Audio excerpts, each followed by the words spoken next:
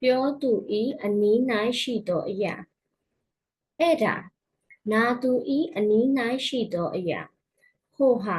ပြောသူနာသူတို့မှကွာလှမ်းသောနေရာ၌ရှိသောအရာဒီအဲ့ဒီဟိုစာအုပ်အပိဓာန်မဂဇင်းသတင်းစာဗလာစာအုပ်မှတ်စုစာအုပ်အိတ်ဆောင်မှတ်စုလိပ်စာကတ် credit ကတ်ခဲတံဘောပင်ခဲဆံဘောပင်တော့ကြောင့်တော့အိတ်နိုင်ထီအိတ်လွယ်အိတ် CD ရုပ်မြင်သံကြား TV ရေဒီယိုကင်မရာကွန်ပျူတာကားမော်တော်ယာဉ်စာကြည့်ခုံစာရေးခုံထိုင်ခုံချောကလက်ကော်ဖီအပြန်လက်ဆောင်အမှတ်တရလက်ဆောင်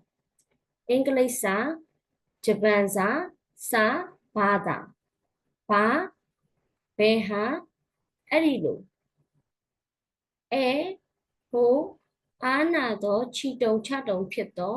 စိတ်ဖြင့်တစ်ဖက်လူအားလှမ်း၍ခေါ်သောစကားဟင်းမထင်မှတ်ထားသောအရာကိုကြားလိုက်ရသောအခါမျိုးတွင်အသုံးပြုသည်ယူပါလက်ခံပါပစ္စည်းတစ်စုံတစ်ခုလက်ခံယူစီလိုသောအခါမျိုးတွင်အသုံးပြုသည်ကျေးဇူးတင်ပါသည်ဟုတ်လားမဟုတ်ဘူးရုတ်တရက်သတိပြုမိသောအခါမျိုးတွင်အသုံးပြုသည်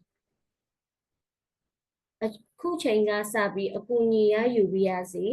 အခုချိန်ကစ၍ပတ်သက်ဆက်ဆံရမည်လူပထမဆုံးအကြိမ်တွေ့သောအခါတွင်ပြောသောနှုတ်ဆက်စကား